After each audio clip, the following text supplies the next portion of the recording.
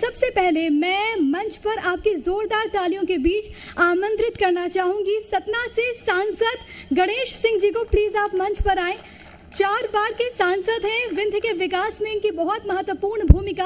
आज सांसद महोदय से वो तमाम सवाल पूछे जाएंगे, वो तमाम ब्यौरा लिया जाएगा, रिपोर्ट कार्ड, क्योंकि देखिए 4 बार जनता का स्नेह मिला, 5वीं बार के लिए गणेश सिंह कितना तैयार हैं, ये हम जानने की कोशिश करेंगे आज इस सेशन में। लेकिन उससे पहले एक और बेहद ही खास मेहमान, उनका भी परिचय आपसे हम करवा देते हैं। हमारे साथ मौजूद है मिस्टर भास्कर चतुर्वेदी। आप डायरेक्टर हैं होटल शिवलोक इंटरनेशनल के।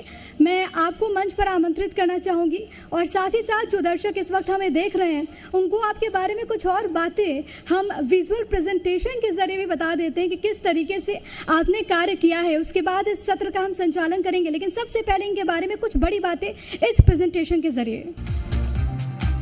बीते 15 सालों से राजनीति और समाज सेवा में सक्रिय भास्कर चतुर्वेदी ने अपनी schooling Christ church school Jabalpur से पूरी करने के बाद एमकॉम और LLB भी की।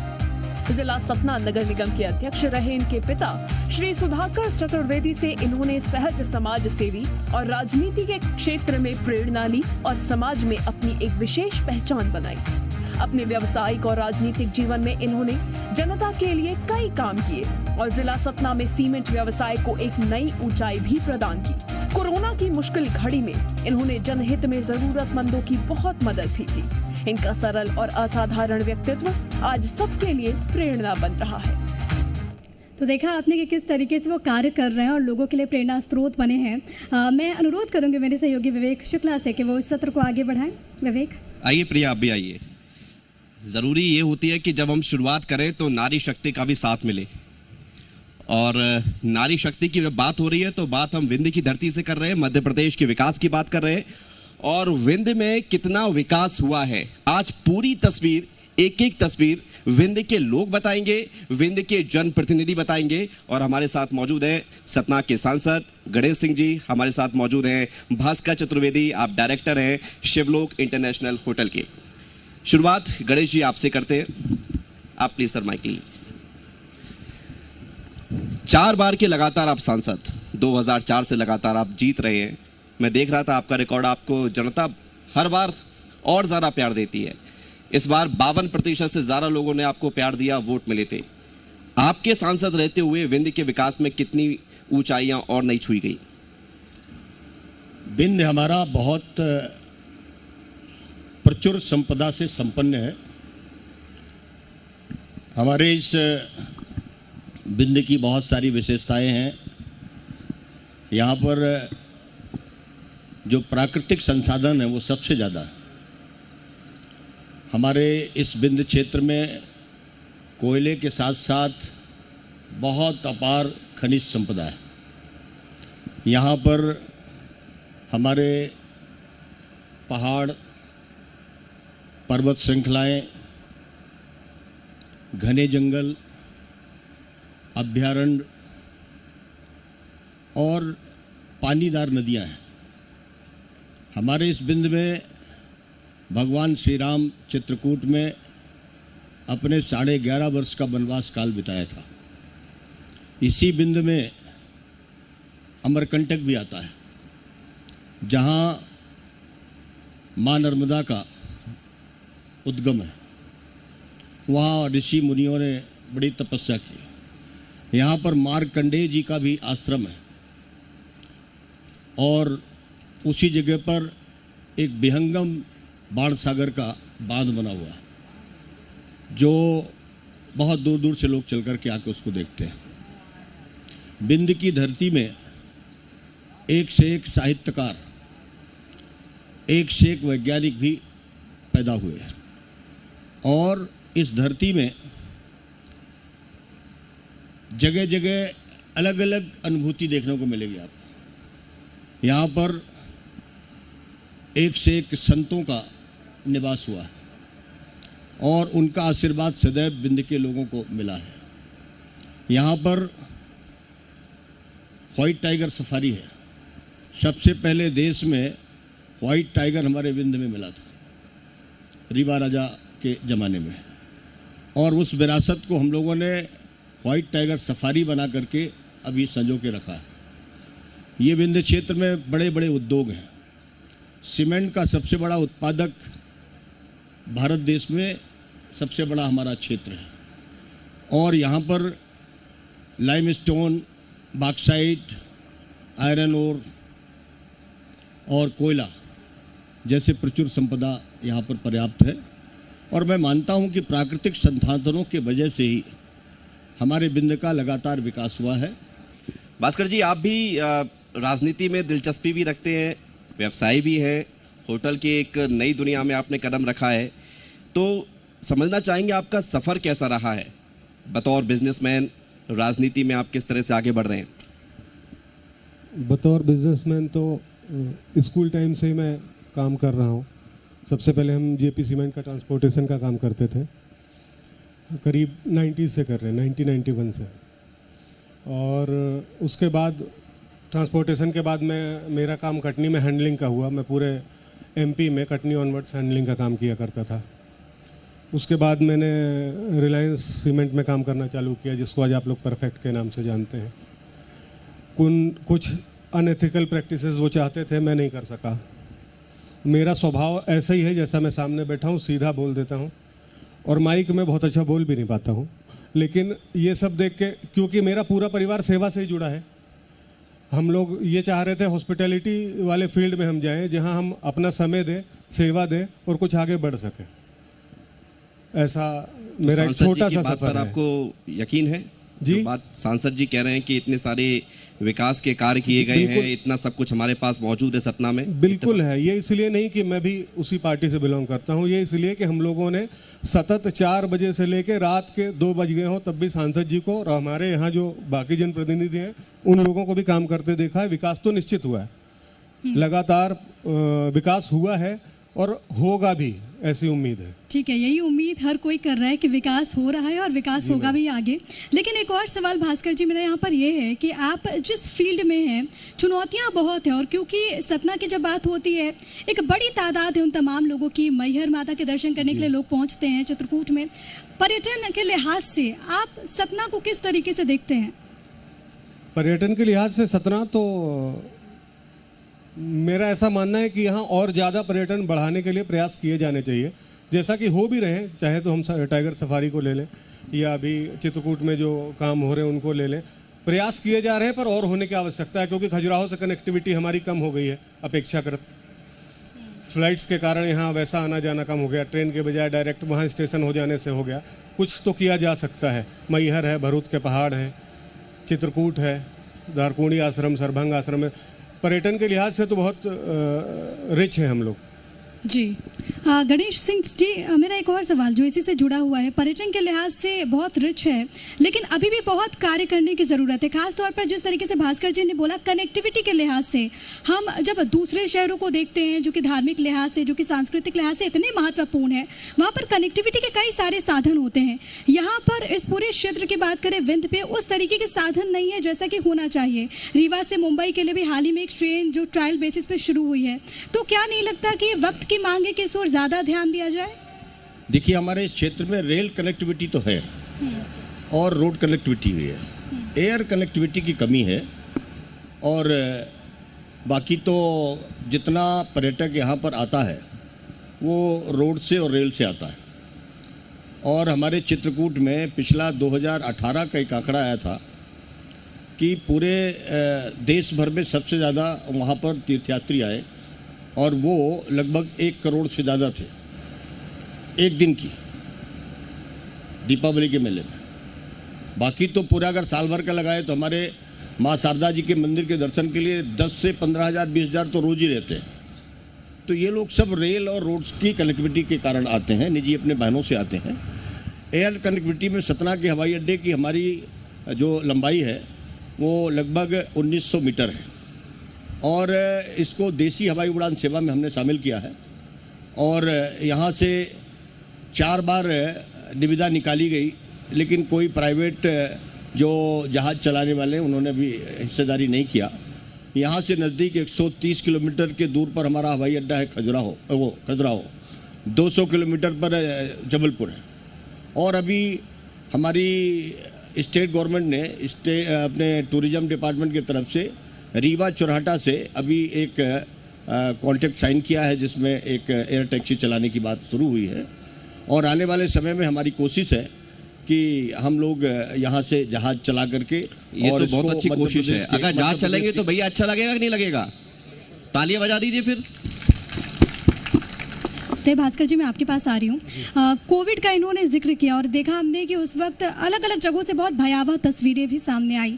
एक समाज सेवी के तौर पर कोरोना में जिम्मेदारियां जाहिर है कि आपकी बहुत ज़्यादा बढ़ गई होंगी।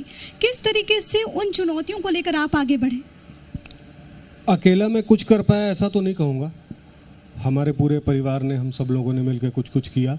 दूसरी बात यह है कि जो मैंने व्यक्तिगत जो किया उसका प्रचार नहीं किया, फ़ोटो नहीं खिंचवाई, सोशल मीडिया पे नहीं डाला, क्योंकि एक केला दे के फ़ोटो खिंचाना मेरी टेंडेंसी नहीं है। मैं तालियां जरूर होनी चाहिए, थोड़ा अन्यथा ना लेंगे मेरी बात को। मैं जो किया गुप्त किया, उसकी भी इज्जत बनी रहे, मेरी भी। मैंने ऐसा कोई भी काम नहीं किया जो दिखाया जा सके, लेकिन जो किया मुझे मालूम है, मेरे परिवार ने किया, वो शहर के लोग जान भी रहे हैं।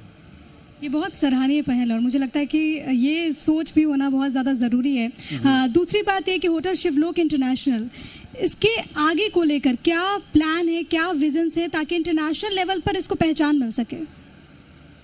एग्जैक्टली अभी हमारे इस परिवार के लिए, हम ट्रांसपोर्टर लोग हैं, ये बिल्कुल बेसिक नया काम है। हमारी प्लानिंग इतनी डिफाइंड कुछ नहीं है अभी। हमारा प्रयास ये जरूर है कि हम अपने इस 100% प्योर वेज होटल को नाम हिंदी में लिखकर, इंटरनेशनल इंग्लिश में लिखकर, प्रयास ये करेंगे कि हम अपनी सादगी और अच्छे काम से इंटरनेशनली जनवा सकें। ये बहुत अच्छी बात है, क्योंकि अगर एक सोच के साथ आगे बढ़ा जाता है तो वो सोच सकारात्मक हो। तो एक बात और थोड़ा सा बोलूँगा, जैसा भैया ने कहा, हम सब लोग प्रयास करते हैं। मेरे यहाँ 80% जो काम करने वाले हैं वो मेरे शहर के ही लोग हैं। 90% काम जो मैंने कराया है अपने होटल में, वो 90% से भी ज़्यादा वो मेरे शहर के लोगों ने ही काम किया है। भले अच्छा बुरा जो भी है, मैंने बाहर के लोग नहीं बुलाए। हमारे लोग हमारे यहाँ काम नहीं पाएंगे, बाहर भटकेंगे, कैसे पॉसिबल है कि हम सर्वाइव करेंगे? और जब हम मध्य प्रदेश की बात विंध्य से कर रहे हैं, तो विंध्य मध्य प्रदेश से अलग होना चाहता है, क्यों ऐसा हो रहा है?